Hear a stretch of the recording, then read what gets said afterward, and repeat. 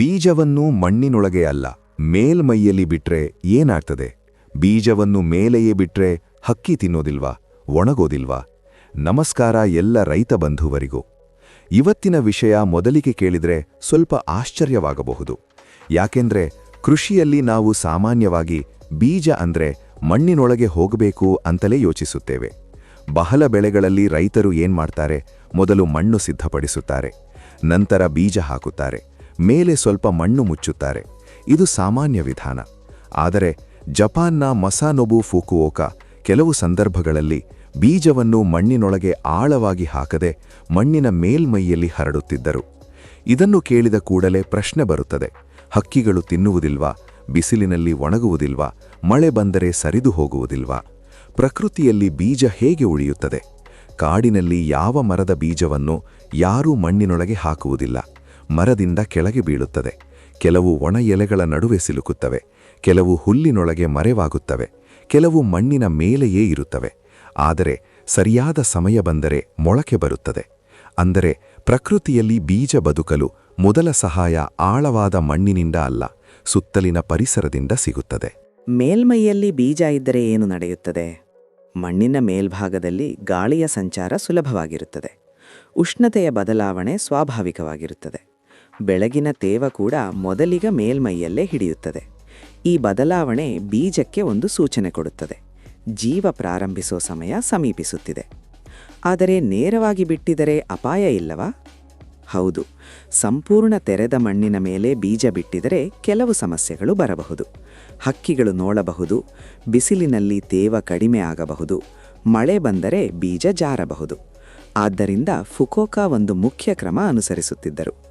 ಬೀಜದ ಮೇಲಿಂದ ಸಣ್ಣ ಒಣ ಹುಲ್ಲಿನ ಹೊದಿಕೆ ಕೊಡುತ್ತಿದ್ದರು. ಮೇಲ್ಮೈಯಲ್ಲಿ ಬೀಜ ಇದ್ದರೆ ಏನ್ ನಡೆಯುತ್ತದೆ? ಮಣ್ಣಿನ ಮೇಲ್ಭಾಗದಲ್ಲಿ ಗಾಳಿಯ ಸಂಚಾರ ಸುಲಭವಾಗಿರುತ್ತದೆ. ಉಷ್ಣತೆಯ ಬದಲಾವಣೆ ಸ್ವಾಭಾವಿಕವಾಗಿರುತ್ತದೆ. ಬೆಳಗಿನ ತೇವ ಕೂಡ ಮೊದಲಿಗೆ ಮೇಲ್ಮೈಯಲ್ಲೇ ಹಿಡಿಯುತ್ತದೆ.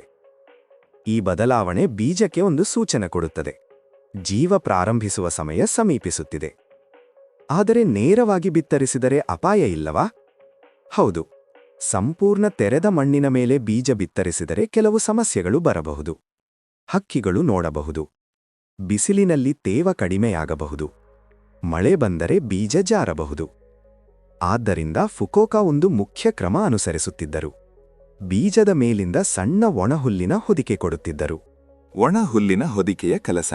ಒಣ ಹುಲ್ಲಿದ್ದರೆ ಬಿಸಿಲಿನ ನೇರ ತಾಪ ಬೀಜಕ್ಕೆ ತಾಗುವುದಿಲ್ಲ, ತೇವ ಬೇಗ ಹೊರಹೋಗುವುದಿಲ್ಲ, ಗಾಳಿ ಸಂಪೂರ್ಣ ತಡೆಯುವುದಿಲ್ಲ. ಮಳೆ ಬಂದರೆ ಬೀಜ ತನ್ನ ಜಾಗದಲ್ಲೇ ಉಳಿಯುತ್ತದೆ. ಅಂದರೆ ಒಣ ಹುಲ್ಲು ಒಂದು ಸ್ವಾಭಾವಿಕ ರಕ್ಷಣಾ ಪದರ. ವೈಜ್ಞಾನಿಕವಾಗಿ ಬೀಜಕ್ಕೆ ಏನು ಬೇಕು? ಮೊಳಕೆಗೆ 3 ಮುಖ್ಯ ಅಂಶ ಬೇಕು: ತೇವ, ಉಷ್ಣತೆ, ಗಾಳಿ. ಬೀಜ ತುಂಬಾ ಆಳಕ್ಕೆ ಹೋದರೆ ಕೆಲವೊಮ್ಮೆ ಗಾಳಿ ಕಡಿಮೆ ಸಿಗಬಹುದು, ತುಂಬಾ ಮೇಲಿದ್ದರೆ ತೇವ ಕಡಿಮೆಯಾಗಬಹುದು. ಆದ್ದರಿಂದ ಮೇಲ್ಮೈ ಹತ್ತಿರ ಆದರೆ ರಕ್ಷಣೆಯೊಂದಿಗೆ ಇದ್ದರೆ ಉತ್ತಮ ಸಮತೋಲನ ಸಿಗುತ್ತದೆ. ಮಳೆ ಬಂದ ನಂತರ ಬೀಜದೊಳಗೆ ಏನಾಗುತ್ತದೆ? ಮಣ್ಣಿನ ಮೇಲ್ಭಾಗ ಮೊದಲಿಗೆ ತೇವವಾಗುತ್ತದೆ. ಆ ತೇವ ಬೀಜದ ಹೊರಪದರಕ್ಕೆ ತಲುಪುತ್ತದೆ. ಬೀಜ ನಿಧಾನವಾಗಿ ನೀರನ್ನು ತೆಗೆದುಕೊಳ್ಳಲು ಆರಂಭಿಸುತ್ತದೆ. ಅದರೊಳಗಿನ ನಿಶ್ಚಲ ಜೀವಚಟುವಟಿಕೆ ಮತ್ತೆ ಆರಂಭವಾಗುತ್ತದೆ. ಅಲ್ಲಿಂದ ಬೇರು ಹೊರಬರಲು ಸಿದ್ಧವಾಗುತ್ತದೆ. ಕೆಲವು ರೈತರ ಅನುಭವ: ಕೆಲವು ಸಣ್ಣ ಬೀಜಗಳನ್ನ ಹೆಚ್ಚು ಆಳಕ್ಕೆ ಹಾಕದೆ ಬಿತ್ತಿದ್ರೆ ಬೇಗ ಮೊಳಕೆ ಬರುತ್ತದೆ ಅಂತ ರೈತರು ಹೇಳ್ತಾರೆ.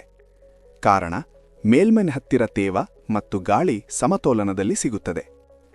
ಎಲ್ಲಾ ಬೆಳೆಗೂ ಇದೇ ವಿಧಾನ ಸರಿಯೇ? ಇಲ್ಲ, ಬೀಜದ ಗಾತ್ರ ಮುಖ್ಯ.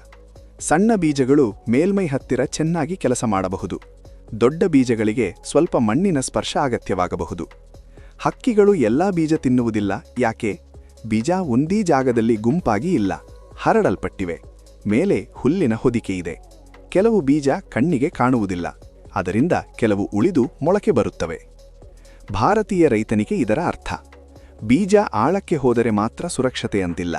ಸರಿಯಾದ ತೇವ, ಕಡಿಮೆ ಡಿಸ್ಟರ್ಬೆನ್ಸ್, ಸ್ವಲ್ಪ ಮೇಲ್ಮೈ ರಕ್ಷಣೆ ಇದ್ದರೆ ಉತ್ತಮ ಆರಂಭ ಸಿಗಬಹುದು.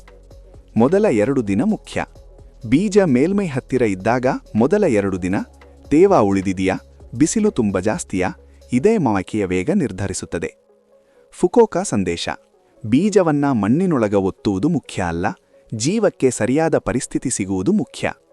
ಮುಂದಿನ ಭಾಗದಲ್ಲಿ ಮಣ್ಣಿನೊಳಗಿನ ಕಾಣದ ಜೀವಿಗಳು ಬೆಳೆ ಆರೋಗ್ಯವನ್ನ ಹೇಗೆ ನಿರ್ಧರಿಸುತ್ತವೆ?